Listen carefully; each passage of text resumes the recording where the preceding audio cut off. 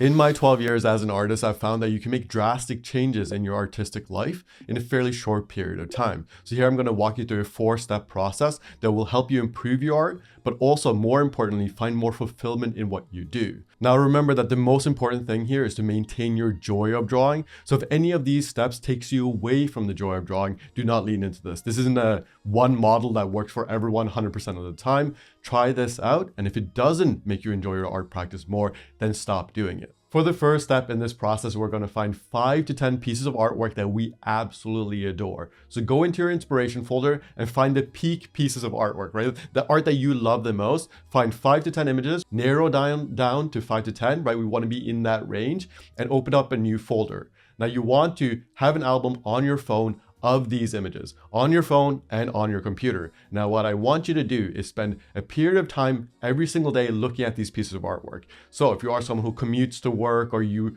do certain things throughout the day, find where you can look at these pieces of artwork on a daily basis. And I want you to spend time with these pieces of artwork with deep intensity and focus. I want you to develop your level of focus when looking at art. So instead of just focusing on making art, we're going to start off by learning how to consume art in a way that is more beautiful. Now, some of you might already be doing this, but I do think like setting a deliberate time during the day where you do this can be very, very helpful. So for example, going to the washroom, you can just look, instead of scrolling through social media, just look at these pieces of artwork. Or like during lunchtime, spend 5 to 10 minutes just staring at the art, and do this for the next couple of months, and your artistic voice, your inspiration will come out of that. And I know that sounds a little counterintuitive because most teachers will just tell you to draw more, which is true. You do want to draw more. But I do think consuming art in a way that is healthy, consuming art in a way that feels intentional, can also help us a ton. It's something that I've been doing for a long period of time, and I didn't realize how important it was to me until fairly recently. Now, obviously, you also don't want to constantly be consuming tons of art. That is why we're narrowing down to 5 to 10 pieces, so you can be very intentional. We do not want to get that dopamine rush of constantly finding new pieces. What we want to do is sit with a couple of pieces for months at a time, and that way you can develop your eye for the specific things that you enjoy, right? That is why we're picking our favorite 5 to 10 images. So for step number 1, do that right now, right? Open up another tab and just start building out this folder of pieces of art. It might take you a couple of weeks just to figure out which ones you like, especially if you are someone who has a huge inspiration folder of art that you love.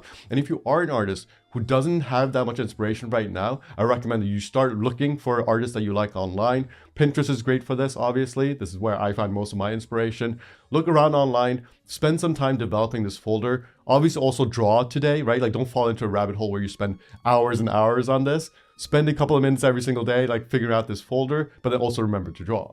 A big part of the magic here is that I think it helps develop your intuition around the art that you want to make, especially if the pieces that you pick are aspirational within the style that you want to pursue. Now, this isn't a requirement, right? Like you don't have to only have pieces that you want to strive towards, but it helps if you have art that is in the style or in the medium that you're pursuing, because then this consuming of that art will develop an intuition that will guide you through the pieces that you yourself make. And it's hard to describe that intellectually. I do think that that is like a gut instinct that you develop over time. That is why we want to consume it on a daily basis, to the point where we don't even have to think about it. When I draw curvy lines in my artwork, I know that that is something that I've developed over time, because I've consumed a lot of art that is flowy. I've consumed a lot of like street art and graffiti that has like flow to it. And I know for a fact that I wouldn't have developed those things without consuming that art over a long period of time, to the point where now it's become a part of me. So that is what we're ultimately trying to get to. We're trying to get to a point where those pieces of art that we deeply admire, they become a part of who we are. And that way we can remix them in our own style, and it will come out naturally. You don't have to think about it so deliberately. It'll become more and more natural. The second step in this process is writing out our expectations and questioning them. Almost all of the challenges that you will face artistically in your artistic life will be based on expectations. And I know that sounds like a broad brush, that I'm just like generalizing in a big way, but I do fundamentally believe that it is the psychology, is the inner critic, is the perfectionism. It's all of those things that are truly, truly challenging when becoming an artist. So you want to sit down and deliberately look at your expectations and how they affect you. If you have very, very high expectations of yourself, it becomes difficult, it becomes insanely difficult to enjoy the art practice. So we want to take some time, write out your expectations. What does it mean to make good art? What things do you need to be doing in your art practice for it to be considered good? Do you expect yourself to be good right off the bat? When you start a new art style, when you explore a new pathway in your art, do you expect yourself to be good?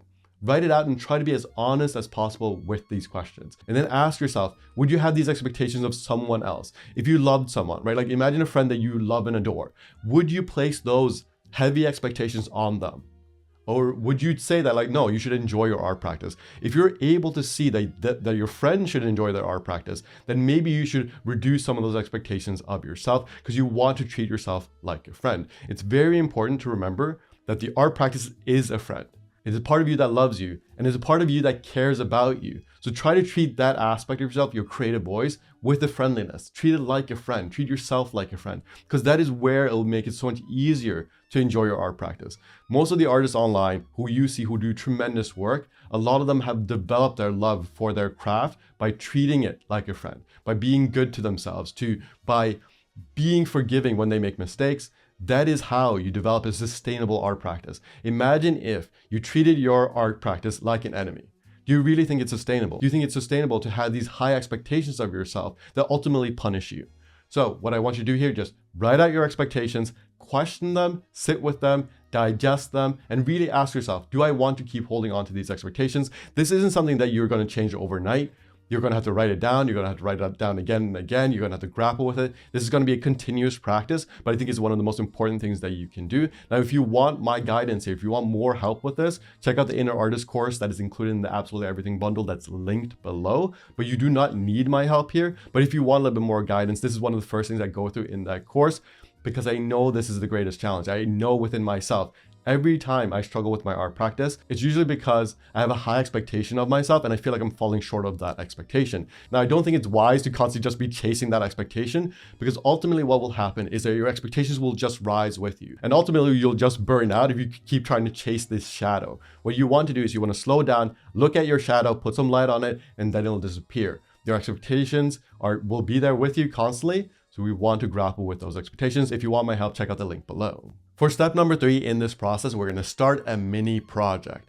The reason why we became artists is so that we can express ideas that run deeper, right? We want to communicate through the art practice, and that is best done within a project. And the reason why I'm saying a mini project is because starting a large project can be very daunting. And if you haven't completed projects in the past, I would recommend you start with a very, very small project. So what I want you to do is sit down, write out what are things that you care about. What are themes that you want to explore? And some of these things can be very, very simple. These ideas don't have to be huge. One thing that I keep going back to is the taste of coffee. If you're someone who drinks coffee on a daily basis and it's a huge part of your day, right? Like if drinking coffee is the highlight of your day every day, make art about that feeling, which doesn't mean that you have to draw coffee cups. It doesn't mean any of those things. Like in terms of the aesthetics can be anything, but you can explore the feeling, the core of that experience within the art practice. So I want you to sit down, write out ideas of feelings that you can explore, themes that you can explore. Some of these can be very specific in their aesthetics, and some of these can be a little bit more abstract. So my current project, I'm exploring the theme of friendship,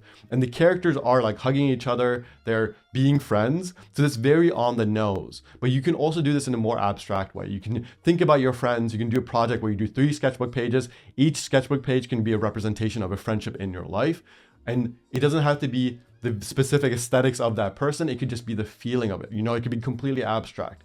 So there's so much range here. You really have infinite options in terms of a personal project, but you want to be intentional about it. So I want you to write down the different things that you want to explore. Pick one theme for this project, go through that project, right? Do 3 pieces in a specific style, in a specific medium. Just finish the 3, and that will be your mini project. Now, if you are a beginner artist who has been focused on developing your skills, like if you've been going through my 54 drawing exercises and you're developing your skills, that is good. That's beautiful. We want to be developing our drawing skills, but you also want to remember that it's ultimately about expressing yourself. So you want to take those skills and you want to apply them to a project that matters to you. Something that I've talked about a lot on here is turning your drawing exercises into fun things, right? So figure out what it is that you want to draw. If you really like drawing flowers, then see how you can add flowers to your drawing exercises so that they feel more personal. Now, a personal project is the more extreme version of that, where you are head on creating a project that is a representation of the things that you are interested in, things that you care about. So you have to sit down, you have to write them out. I know this is a lot of writing. You might have been surprised by the amount of writing that you'll be doing, but you want to set a scope for the project, and then you want to complete that project, and then you move on to the next step. But remember that ultimately it's all about that personal expression, and you want to do that from a place of joy. The reason why I added the joy of drawing section to almost all my courses recently is because I ultimately want my students to lean into the joy of drawing while expressing their personal voice, while developing their techniques, right? And I know that that can sound overwhelming, but within a personal project, you get to do all three. You can develop your skills while you apply your skills to this project, while leaning into your personal voice, asking yourself, like, how do you enjoy this practice more?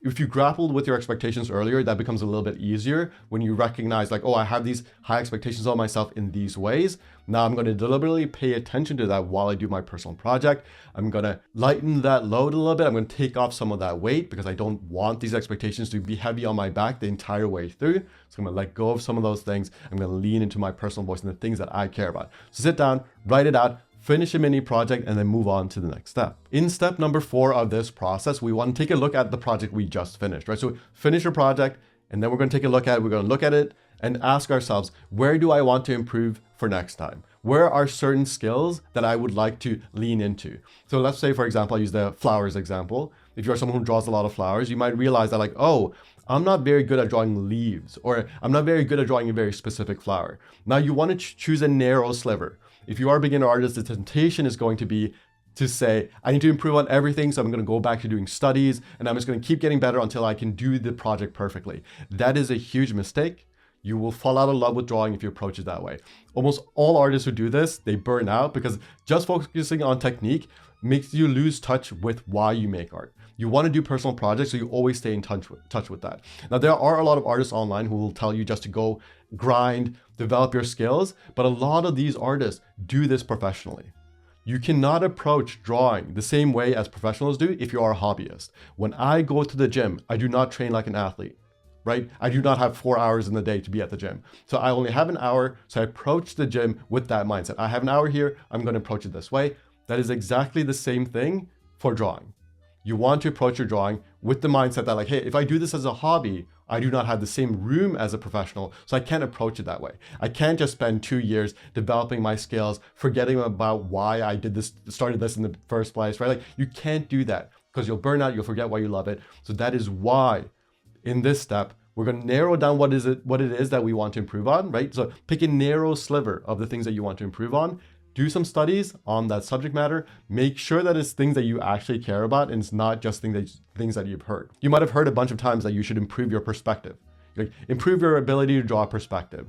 But if you're someone who doesn't care about perspective, don't spend a bunch of time studying it. There's so many artists who do not care about perspective. There's so many artists who you follow online where they don't really study perspective at all. They just draw the things that they like. They've never spent time studying perspective, but they make beautiful art anyways. You can draw 2D things. Like, the scope and range of things that you can make artistically is infinite. So never think that you need to do anything specific. Now, if you are trying to improve a certain skill and you know you like that skill, then obviously study those things. But be mindful of where that voice is coming from. Is that voice coming from a place of, I love this, I want to learn more about this? Or is the voice coming from, I should do this? Stop shoulding yourself.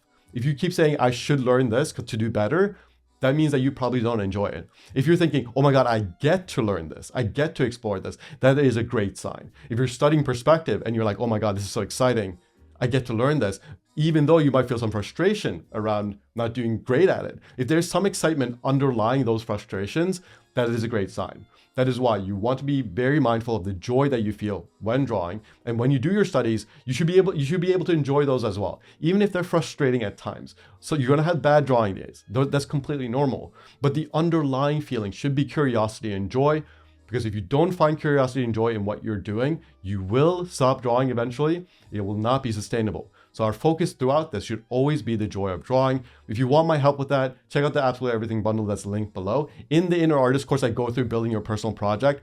So if you are interested in this approach of drawing, make sure to check that out. That's also included the Absolutely Everything bundle. I also go through the art habit, the Beginners Toolkit for drawing exercises, whole bunch of things that are linked below. But as a reminder, you do not need my help. You can always do these things on your own, but it might speed up your process. Remember, at the end of the day, You should love your drawing practice. If this process doesn't work for you, then just drop it, right? If you're brand new to drawing, do not try to approach things from this perspective. If you've just been drawing for the past month or so, then just focus on exploring the drawing practice.